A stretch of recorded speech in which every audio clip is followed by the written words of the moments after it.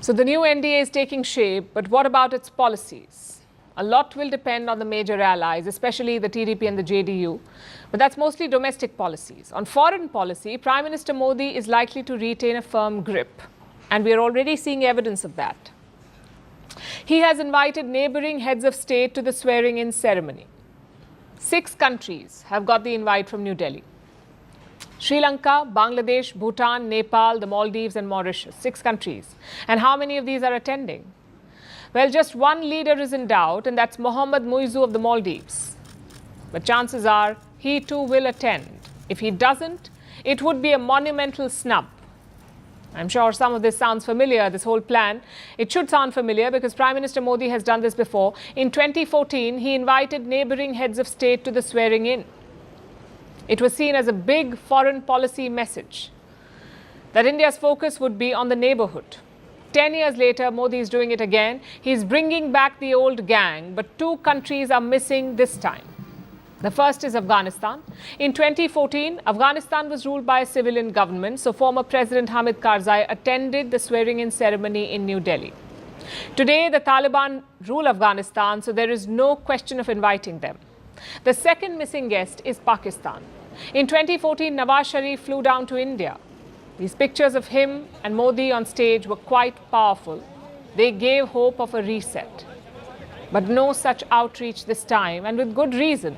Pakistan is yet to send a message to Prime Minister Modi. No well wishes, no felicitations, not even an acknowledgement. Compare that to India's position. Pakistan had a totally rigged election in February this year, yet Prime Minister Modi congratulated Shehbaz Sharif. But no such courtesy so far from the other side. So what's the message here? What is Prime Minister Modi trying to say? First is a message of control, sort of like saying that coalition or not, business goes on.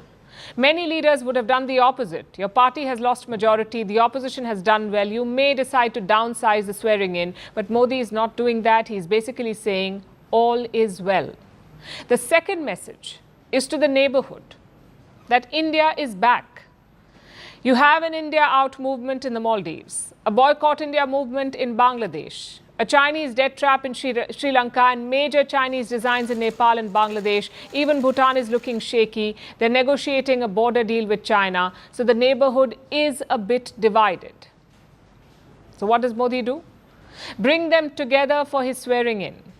It's a political and symbolic gesture, an acknowledgement of the recent setbacks and a promise to work on them. But within this invite, you also see priorities. For starters, the decision to include the Maldives. It's a very positive move. Muizzu's ministers have insulted Prime Minister Modi. Indian soldiers have been expelled from the country, yet New Delhi is not giving up. That sends a strong message to Muizzu. It also puts the ball in his court, because what happens next is his call. Muizzu can use this event to reset his relations with India. And if he doesn't, well, India can always say, we tried. Another message is to Pakistan: no more free resets.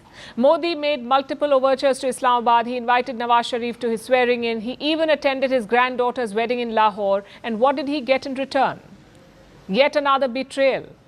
So Modi is keen to not repeat this mistake. His message to Pakistan is quite clear: end terrorism, then we will talk. And Sunday's event will send a strong message to Islamabad. Just imagine the optics. All South Asian leaders standing together and united. But no Pakistan in the picture. It would symbolize their isolation in the region. Having said all this, I must give a disclaimer. Well begun is only half done. You cannot rely on optics alone. You need to produce results. Whether it's investments in Nepal and Bhutan, or resolving the Teesta dispute with Bangladesh, or propping up the Sri Lankan economy. If not, this outreach may not pay off. First Post reports from the world's second largest continent. Hello, I'm Alison Lagrange. A very warm welcome from Durban, South Africa. We get you the news and the newsmakers from Africa. From elections to climate change to innovations and opportunities. As the world's attention shifts, we report from Africa the heart of the Global South. Join me every weekday live on First Post.